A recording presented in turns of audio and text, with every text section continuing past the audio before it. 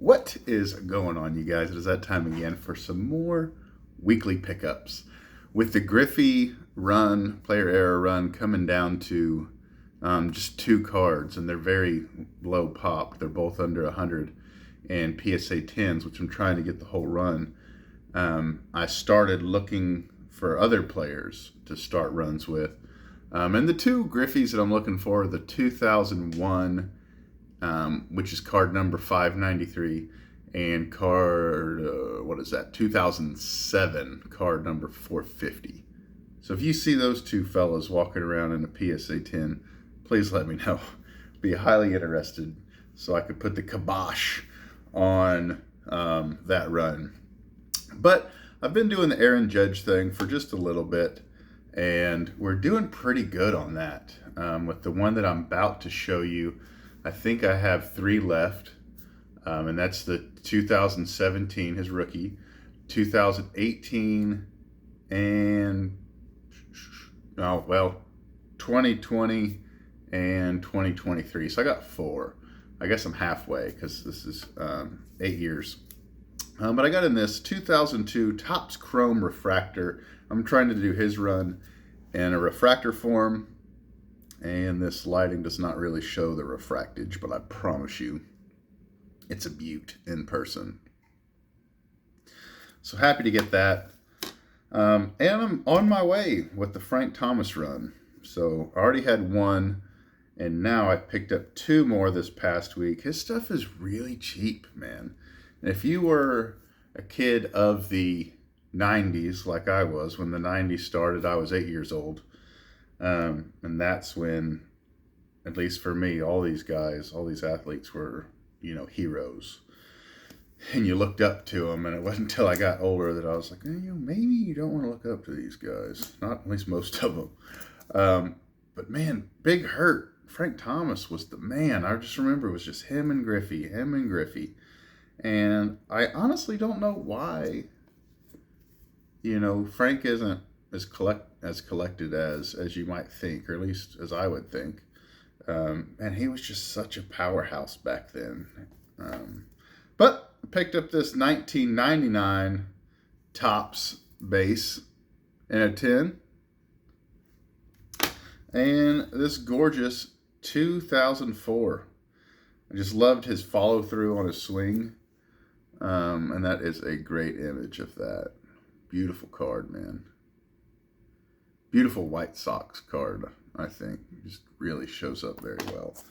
And I've got in some TTMs and some purchases here. Not a whole lot to show. But I did get this back from the Nolan Ryan Foundation.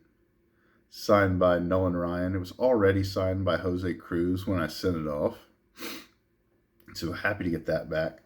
There's another card. I think it's 82 Topps, possibly 83. It's with Nolan Ryan and Art Howe. It's a Astros team leaders card. Yeah, I don't know if I bought it last night or not. I know I was looking at it last night. But I'm looking to get that card next and send it off to Art Howe. He's a great TTMer. He has been for a long time. And get that signed. And now, let's get to some of these autograph player error runs that I'm working on. This is a, 1984 Ryan Sandberg. And a 1997. Never, ever am I a fan of horizontal baseball cards. Drives me nuts. We got another one to show here. And this is for the Dennis Eckersley run, which I just started this past week. For those of you that might be like, well, I've seen these cards on your channel before. Yes. I sold off a vast majority of my collection over the past 6 months. And so kind of just getting back to where I was. It's going to take a long time. But this is the 1993 Topps flagship Dennis Eckersley. What's this? This is 1959 Topps Bill Mazeroski. Let's take this guy out. There should never be glare on an old vintage card. Look at that Bad Johnson. It's gorgeous. Gorgeous, gorgeous card. And then the last one of the week.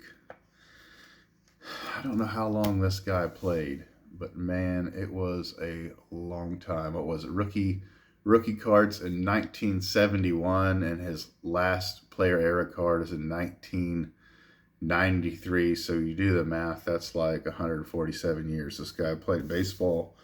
And that, let's take it out. Let's take it out. Oh, yeah, baby.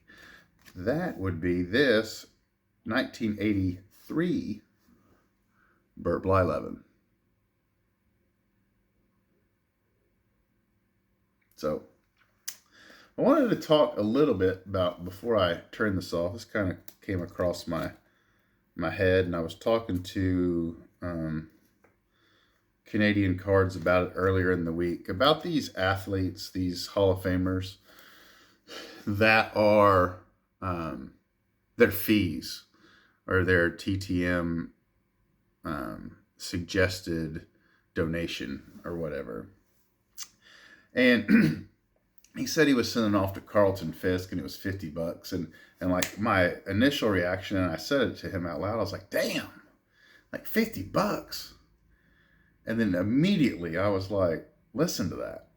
Like if Carlton Fisk was at the National, or if he was at, a TriStar show somewhere, and his fee was $50, like the line would be insane, and you would think you had an absolute smoking freaking deal. And so the fact that he signs now for $50, it was $20 about a year ago, is still just a screaming deal. Nolan Ryan doesn't do any signings anymore, public signings, but you can get them all day and night through his foundation for $75. That is an insane deal for him. Put things in perspective.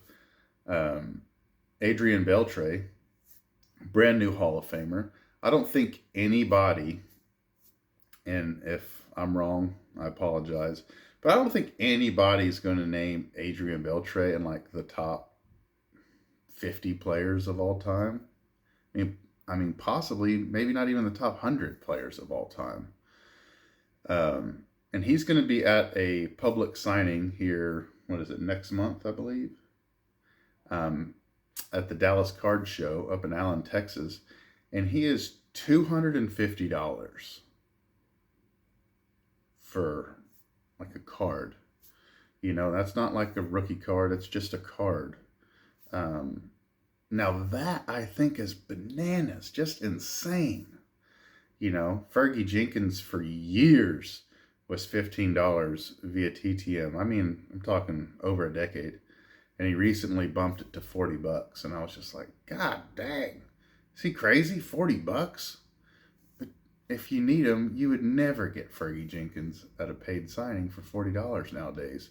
The autograph market has shifted so much that it's gotten to the point where if anyone is under $100 at a public signing, like me, I'm like, whoa, man, that's a good deal. I might want to think about getting 2 or 3 of these. This is a smoking deal. Because that's how insane these prices are. And I tell you all this to tell you, and I've said it before, jump on the Nolan Ryan train through his foundation. Jump on the Fisk train. According to Carlton Fisk, all of his donations goes to, I don't know if it's St. Jude's. It's some type of cancer research.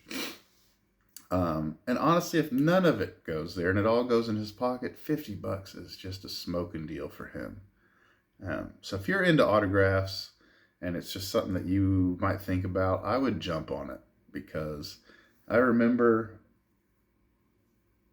15 years ago, maybe, my math might be a little bit off, Al Kaline signed through the mail. Orlando Cepeda signed through the mail. Bobby Doerr signed through the mail. Ralph Kiner signed through the mail. Those are all literally just off the very, very top of my head. And they've all passed. You know what I mean? And it was, you know, today's price is yesterday's bargain, or to whatever the crap that saying is, you know. I always get that saying messed up. I'm kind of rambling at this point. Uh, but what you pay today, in 10 years from now, you'll be like, man, this was a hell of a deal. And, you know, Bill Mazeroski probably won't be on this planet for another 30 years. You know, I always like to go on the long side. I don't want anyone saying me passing in my 70s or 80s. I'm in this sucker for the long game.